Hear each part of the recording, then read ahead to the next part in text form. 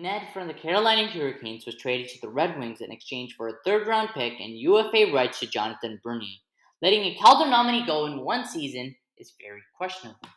This trade doesn't make much sense on the surface and probably won't ever.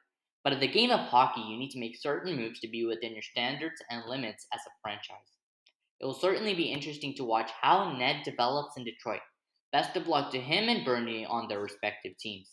Seth Jones and the 32nd overall, along with a 6th rounder, were traded to the Chicago Blackhawks for Adam Boqvist, a 12th and 44th overall pick this year, and a 2022 first round pick.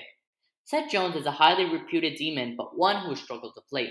The $9.5 million for 8 years contract is very huge and surprising, but he has a high reputation and Chicago bid into that. Very high price, but Chicago was anticipating this move by acquiring his brother just a few years back, and they got the guy they wanted with such conviction. Oliver Ekman Larson and Connor Garland were traded for three cap dumps, and Roussel, Eriksson, and Beagle, and a first, second, and seventh were also added on the return to the Arizona Coyotes.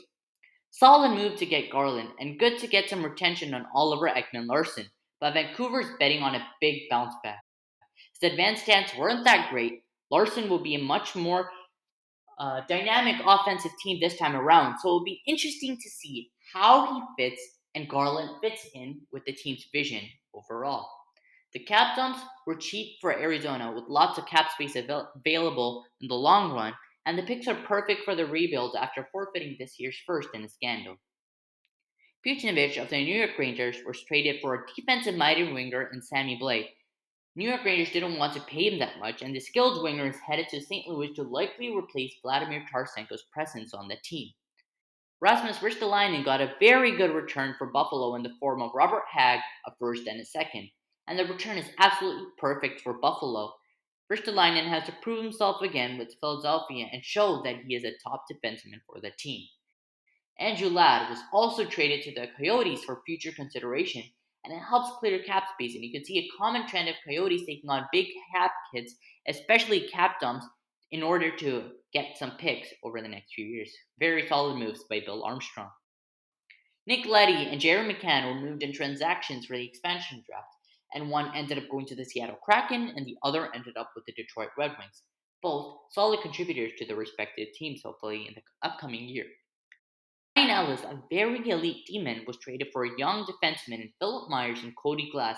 Nolan Patrick was swapped with Cody Glass with Vegas. The return might seem underwhelming, but Nashville wanted to move on to their next phase, and to do so, they had to trade one of their mainstays before the expansion draft list. Interesting move, and will be certainly fun to see how it develops. I will be going on to major signings this past week.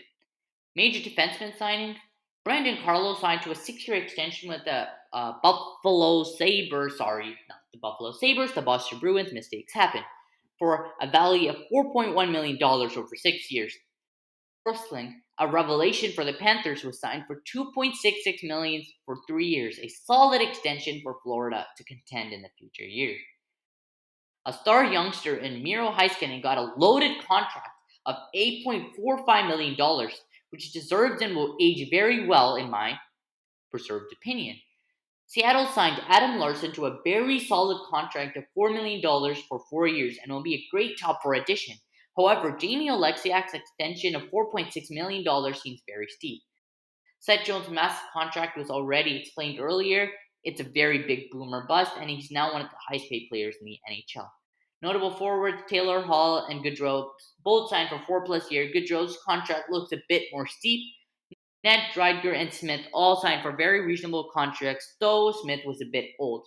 So overall, very big week for the NHL, and I'm very happy to provide you with this recap of major moves this past week.